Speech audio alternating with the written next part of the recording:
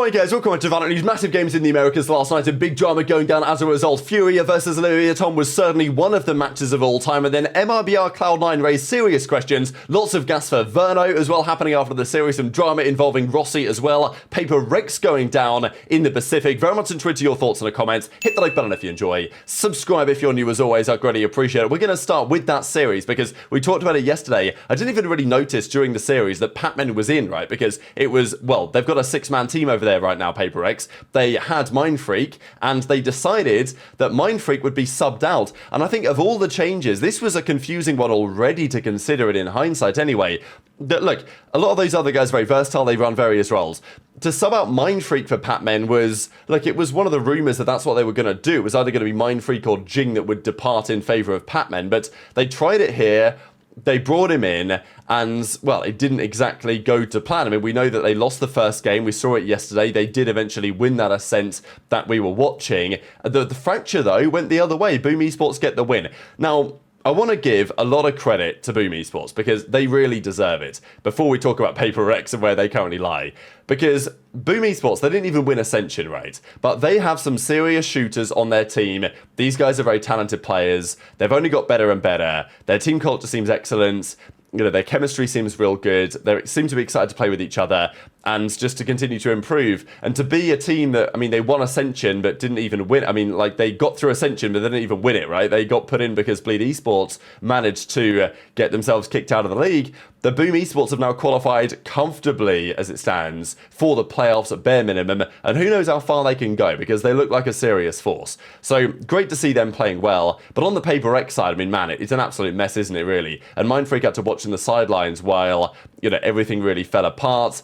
Again, it's decision-making is a big one, really, for Paper X. Like, you know, they want to play in the same style, but sometimes they buy. They probably shouldn't be buying. Divide flashes himself a couple of times and loses the series. It's like, yeah, it's not pretty watching Paper X right now. And their CEO of Boom Esports actually said, yeah, weren't even meant to be here. Thank you, Bleed. I love you. But yeah, it was really cool to see that they locked it through and they made it to, you know, the playoffs anyway of the Pacific Stage 1. But man, Paper X, it's not looking good. We'll have a look at the standings in a second. Talon played Nongshim. They got the 2-1 win. It was a pretty hard-fought series, but in the end, it wasn't quite enough for Nongshim and the guys that, of course, they were the Ascension winners as Sinprasa Gaming. So Talon Esports get the job done. They lost the first map 13-5, and then they bounced back pretty well 13-8, and then eventually 13-6 on the decider after a solid defensive side. So, yeah, good work from Talon. They're looking pretty good in their group now. They're sitting at 2-1. Nongshim are 1-2. Not the end of the world for them, but they play Secret and then Zeta. So I guess they have more winnable games than other teams may have done. Boom Esports, their final 2 games are DRX and DFM, so, you know, they'll feel confident they can at least get to, what, 4-1 over there, even if DRX do end up taking the #1 seed. Paper X, though, 0-3, and Paper X's final 2 series, they play Global Esports and DFM, so, look, if they win those 2 series emphatically, then it's not over yet for Paper X, like, they can still make the playoffs if they beat those 2 teams.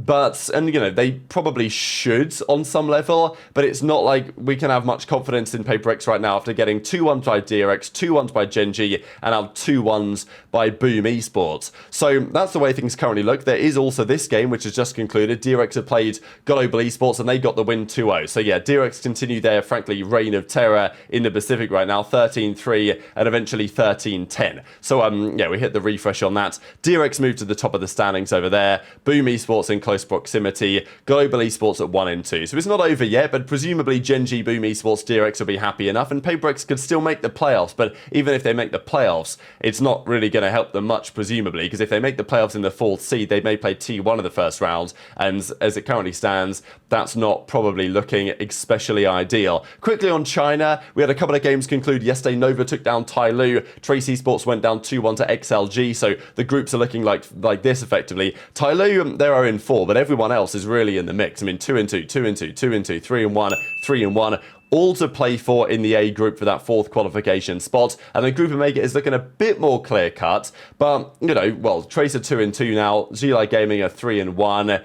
those 4 teams should probably make it, but time will tell on that one. Confirmed yesterday as well, Victor is in. So we saw these rumours over the last couple of days that, well, Chet was going to be joining M80, and now Victor is going to be back to, well, Chet's team as well, and this is happening now. So what do we think about this M80 change? Definitely one of the changes of all time. I mean, B-Dog getting, removed, he goes to YFP, Victor comes in, Chet comes in as the coach. I mean, look, it's an attempt, right? Maybe they felt like their previous roster wasn't going to be good enough. We've seen the likes of Crashies really help out Fnatic lately, so why couldn't Victor help out a team like this? So Chet comes in as the coach as well. I mean, they've now got Psycho, they've got Drew Spark, and now they've got Chet. So it's quite a lot of voices, right? It is quite a lot of voices, and voices that may not always agree. So I'm a little bit intrigued to see this, but it's a decision, right? And it's a decision that they believe will take them back to where they want to be, which is winning Ascension and making it through to the league. So Chet says, can't wait to blow things up with Victor. Valen, though, says, just like you blew up NRG. And Chet then replies, bit of drama, just like when you blew up your brother Tex's chances to franchise when you qualified after all the drama happens. Now, obviously, they're just joking around, really, to some degree. They're just having a good time. Thought it was pretty funny, though. And always, good jokes like this, there's always an element of truth to it regardless. Chet does confirm in the replies that we're just trolling, don't take it all that serious, but it was pretty entertaining regardless. This, though, was an entertaining series for potentially all of the wrong reasons. This was Leviathan versus Furia, and it's difficult to imagine Valorant being played at the top level like this. I mean, it's just absolutely horrific. So Lev got the win, really just absolutely no doubt about that. But Furia have just been horrific and continue to be like this, right? I mean, when you're down 12-4, you've got Com stuck in a corner. 1, 2, 3. I don't even know what any of these guys are doing. I mean, I guess Khalil isn't really the worst defender here because he's expecting it to be traded. I mean, even then, his, the fight that he takes probably wasn't great. I mean, I could watch this again and again and again, and you just got to wonder, what is that about? So everything was wrong. I mean, these guys obviously playing backstage, no crowd and everything, and Lev get the win. Look, Lev, more talented team on paper anyway, but still, to lose around in this fashion, everyone was crashing out really watching this on the Furia side. They just seem completely clueless in terms of what they're trying to achieve. I know that Havoc on the Yoru was causing questions as well because the guy just doesn't seem to understand how to maintain his utility. And I don't know, they're just running around. I don't really know what else to say. And it's not like Furia in Brazil doesn't have incredibly talented players, because they really do. And we saw that later in the day. And we've seen it with Luxo, for example, on Loud, really turning up. But that Furia squad is potentially completely beyond saving. And Rossy says 2-0 Furia, we beat them basically just beat them into submission. And this is from Furia's founder. No need to say anything, guys. Our campaign is unacceptable. Everyone's aware that it needs to change. And, our planning is not materializing. And he says in the replies that I could even spend some time talking about the problems of having a Brazilian team in the US, some of the issues, but that's, there's more to it than that, I suppose, in terms of their current performances. But this was, just horrific. I mean, Rafa had 16 kills in 2 maps, Havoc had 17 in 2 maps, and it was 13-4 in the Ascent, and the Pearl was nearly even worse at a 13-5. So, Furia just looking horrific, right? There's really no other way to look at it. But going from this series to this series was quite something, right? Because these guys played proper Valorant, and this was a banger series. Honestly, both of these teams played real well. Aspas had a great series as usual, but this really was Vic versus Cortez, to be honest. That was the back and forth in this series, and it was an absolute grueler, really.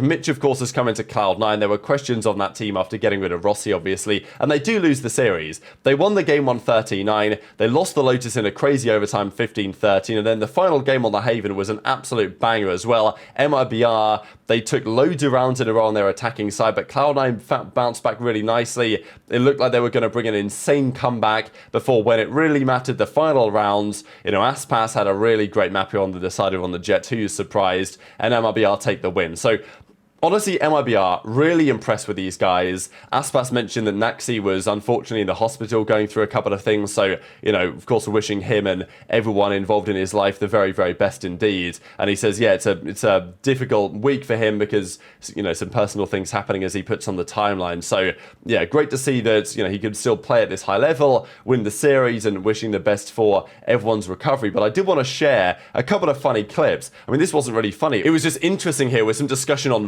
Verno as a player. Verno coming in and apparently starting to call some of the shots on this MRBR team when it matters. So I didn't know the guy spoke, but apparently he does, and when he does, it works out rather well. What we're mistaking, like what we were doing wrong, me and Verno, more Verno, Verno does that in-game, and he call up some adaptations, especially on defense, when you're having comebacks and stuff.